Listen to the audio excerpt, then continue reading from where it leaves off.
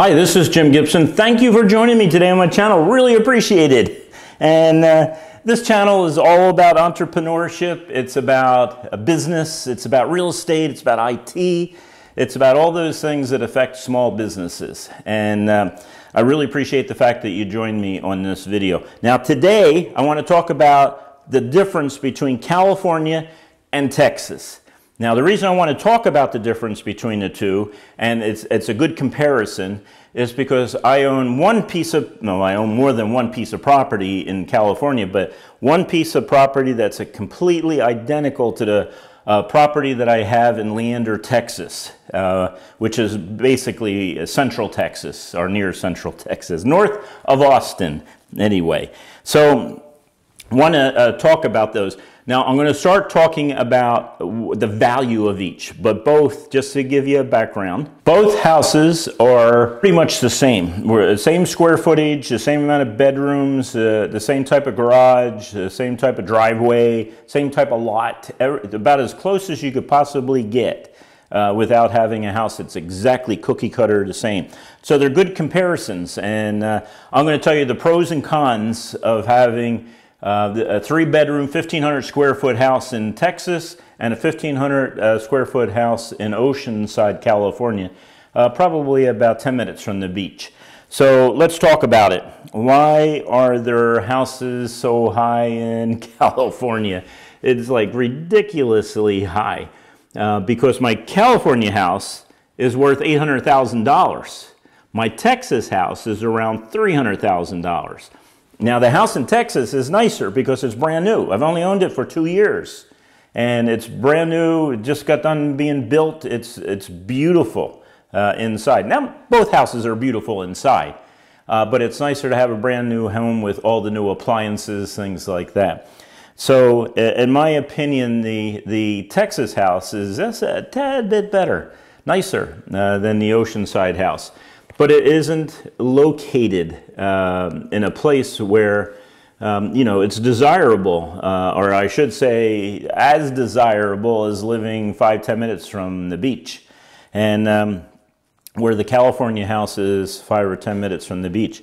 Now, there's a lot of reasons why the house is valued at $800,000 and the other one is $300,000. And that's one, its location. But in reality, there's a lot of issues in California. It's really hard to build houses in California, and everyone wants to live here. You know, the land of the palm trees, right here in Oceanside along the coast, it really doesn't get that cold in the winter. In fact, it doesn't really get that cold. And it really doesn't get super hot. And you always have a breeze coming off the ocean. And so that's kind of nice, and this is where people vacation and stuff like that. So, but the house, even if it was in other counties way further from the beach and everything else, probably be worth about the same. And the issue is, it is extremely hard to build a house in California. You know, I often hear the politics involved in this. I'll be listening to TV or listen to what do you call it, YouTube on different issues, and I hear some people say, well, it's the greedy builders. No, it's not the greedy builders. It has a lot to do with getting permits to build, and you got to deal with the Coastal Commission, you got to deal with the city, you got to deal with the state, you got to get your permit. You know, I have a warehouse here in Oceanside. And when I bought the warehouse, it had one office, and I wanted to expand that to 3 offices. So it was basically, I mean, we got this warehouse. It's like, I don't know how high. It's super high inside. And all I need to do is just build these 3 additional offices. And all they were is drywall. I could have done it myself. I should have done it myself, to be honest with you. It was basic drywall, basic electrical, and it took probably about 5 months to get a permit to build those 3 offices. Then on top of that, I was threatened by the city that I couldn't use the building because it wasn't cleared to be used, because I pulled a permit. That meant there was construction, and it was all this stuff. They're not business friendly, the local government. The Coastal Commission is not business friendly. And you got to get all these approvals to build a building, and it takes 4 months I kept on submitting. I would submit it, and then the next month they would say, I'd come, not next month, they'd call me up 3 weeks later and say, come on down, we got to talk about it. So I'd get in my car and I'd drive all the way down there, and then they'd talk about, well, you know, you need to change this parameter on the floor plan. And it was nonsense stuff. Well, we don't like where you put the door for the offices. It's like, I don't care where I put the door. And then I would resubmit it, then it would be another month, and they'd call me back, and it would be 5 other things I had to change. Another month, 5 other things.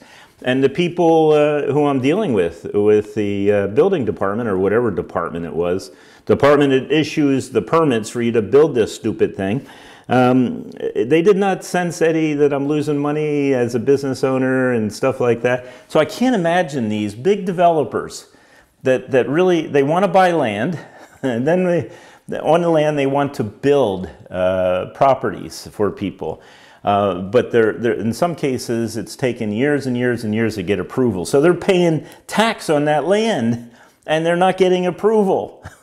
Then they got to keep on waiting. And guess what? If it gets to the point where they give up, they say, oh, I had enough, then they got to sell the land. And a lot of times, in the meantime, you know, the coastal commissioner of the city may say, no, we don't want anything built there. So you have land that's useless, and you lose money on it. So that's some of the reasons. I could go in and talk about this forever because I got personal scars dealing with the state and the city and the coastal commission and everything else on basic stuff, you know, that shouldn't even be discussed. And there's no sense of urgency. There's no sense of empathy. They think you are the villain because you want to invest in property and rent it out to people. Somehow it's not fair. That's how they treat it.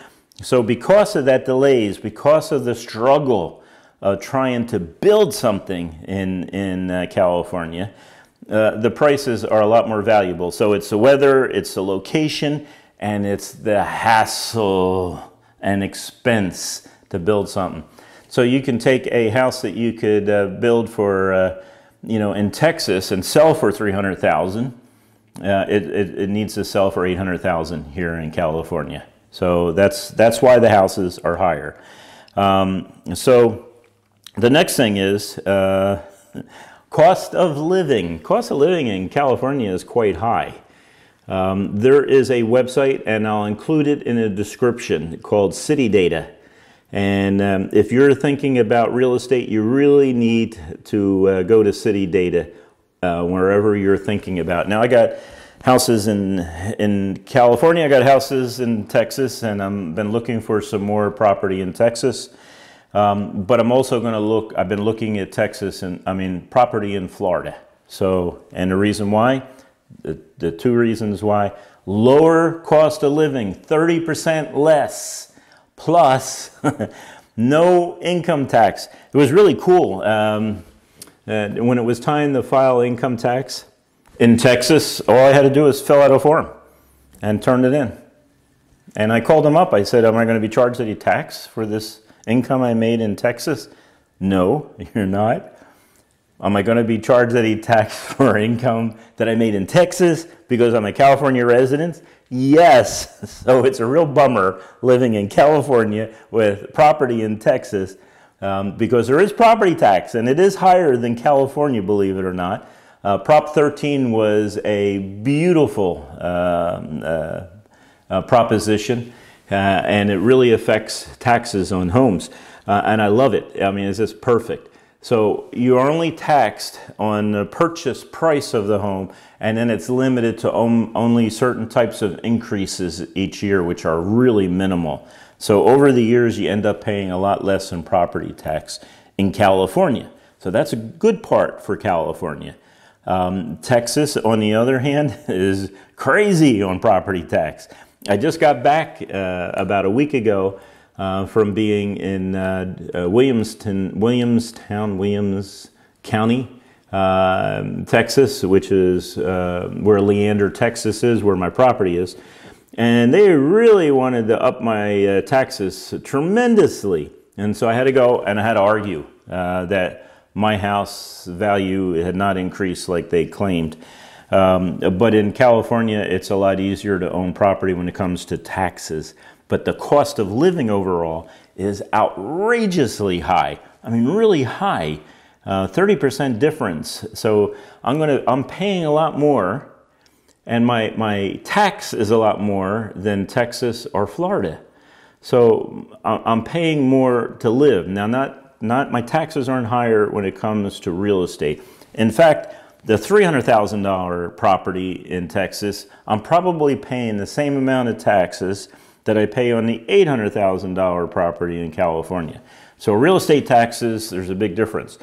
And if you're thinking in investing, you really need to know the taxes. You need to know the taxes, you need to estimate repairs, you need to know what the rental properties go for in that area, and it's local. I mean, you know, I could go to some dying town in Texas, and I could probably buy a house for $50,000, maybe even $20,000. There's some bad-looking towns in Texas, or I could go out in the desert of California and probably get a really cheap house also. But who wants to live out in the desert, right?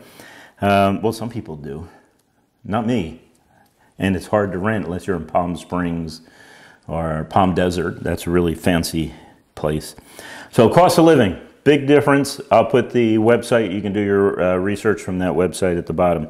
And then next is business regulations. Oh gosh, I think I already covered some of this. California is just crazy. They don't like you. If you're a business person, they don't like you. They feel that it's unfair that you're making money. But if you're a big business, they love you. They think it's great. They think it's wonderful. Remember that little situation we had that I don't want to repeat, or else YouTube will start dinging me or something like that. But all the big businesses were open. Costco was open, things like that. But all the mom and pops, all the small business, you know, that were out here were being hammered we're told that they had to close down. They can't possibly, because we're going to spread stuff. And in reality, why do we have Costco open then? Why is Walmart open? Why is Target open? Why are all these big companies open? Why are you closing down churches and small entrepreneurs? And so you could figure it out on your own, but it's crazy in California, and it was one of the states that held out the longest before the regulations were relaxed. So you have to judge on your own if that was wise, what they did. They destroyed a lot of small businesses. My heart went out to these people. Man, I know what it is, the struggle to start a business, to put everything into it you possibly can, to get it up and running, and have customers and things like that, and take all your savings and everything else, and then have the Marine Corps call you back in for Desert Storm. Yes, that's my, yes, that was, I had a week to show up. I was in the reserves. Now, I love the Marine Corps, and I love that year, and you know what's best about having shut down your own business because you got activated, and you're the only employee, and you're being activated for Desert Storm, and you only have 1 week to do it. You had to show up, and so I enjoyed that time. It's always a pleasure serving my country, and I love the Marine Corps. So yeah, in some cases it was nice, but in other cases I had my business up and running. It was running great. It was growing every month, and I had to put an end to it and start over again when I got back. The nice thing about it is once you learn how to start a business in a particular field in a certain area of the country, it's relatively easy to restart it. So I restarted it once I was excused from my Marine Corps duty. So business regulations in California is nuts. And personal tax in California is nuts. They're crazy. They really are. It's just, you know, I remember one 3-month period, I made a lot of money in my IT business. And then I had to have an accountant because I had employees, I had to pay for that. I had a lot of regulations. They can't work this day, they can't work that day. Even if they want to, you can't work them. And it goes on and on and on. And my accountant said, oh, by the way, your quarterly taxes are going to be this high. And of course I had to pay the guy. I had to pay for that, and I had to pay for other reports and things like that. So I have a lot of administrative fees because of California. And to make a long story short, that tax was extremely high. It was like, gosh, I worked all those 3 months, and it really I made a ton of money, but it all went to the government in California. So taxes. So we already talked about the climate, the ocean, there's a big difference there, things like that. That's one last thing, let's talk about politics. And if anyone's following the news, you know what's going on in California. Now, I'm not having that problem where I live or where my property is, because we're in northern San Diego County. So it's a nice area. And the police force is really active for supporting its citizens here in Oceanside. Has some problems, but all of them have it. Hey, but I just want to interrupt. Want you to subscribe, please. Please take this moment to subscribe and give me a thumbs up. I really need it, and I can produce more of this. Also, it encourages me. If I see that people are watching this and they're subscribing and they're giving me thumbs up, then it seems like it's worth the while to put a camera up and put a microphone on and actually write out a script and things like that. Not that I actually write out scripts, I really don't. I usually write out just talking points. But the politics in California is absolutely crazy. I mean, they don't do anything. If you go into a store, or not me go into a store, but people go into a store and they just grab things off the shelf and just throw them in a bag and then walk out. And as long as it's under $1,000, there's nothing happens. You call the police, they don't even show up, because of a lot of these cities have defunded the police. There's not enough policemen. And broken windows and all, you know, riots, burning down buildings, things like that. I was always amazed that during some of the riots, they burnt down these buildings, and a lady shows up the next day, and she's looking for the supermarket. And she actually says to the reporter, hey, I don't have a car, and the supermarket's burnt down. I said, yeah, I'm thinking in my mind, maybe you need to talk to your neighbors who burnt down their own supermarket. And do you think that a business is going to want to risk building another supermarket in your neighborhood? This is probably the second time in the last 20 years that their building was burnt down. So the politics are absolutely crazy. I think the last thing they talked about is the fact that they're passing a law that's going to prevent employees from stopping shoplifters. And if I remember right, there's some politicians out there that are saying this is only fair, they need it. You know, it's only payback for the rioters and the theft, the shopping. Well, I can tell you one thing, life has problems, okay? But if you do nothing and you sit on your butt and you don't investigate opportunities, then don't complain. Don't tell, you know, oh, well, it's, you know, poor me, I'm a sad sack, I can't get anything done, and no one wants to help me, type of thing. There's a lot of opportunities. In fact, the best time to be successful is in a recession. As I don't know if I told you, but my $300,000 house, not 300, my California house, it's worth $800,000 now. I purchased for less than $300,000 right after the 2008 recession.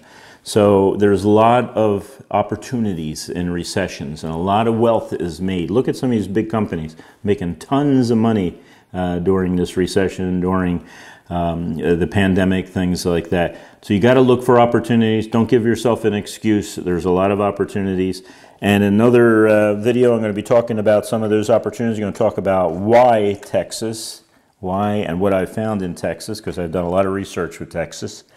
And why do I still live in California? Good question. Thank you for watching. See you at the next video. Don't forget to give me a thumbs up and subscribe. You have a great day. Bye.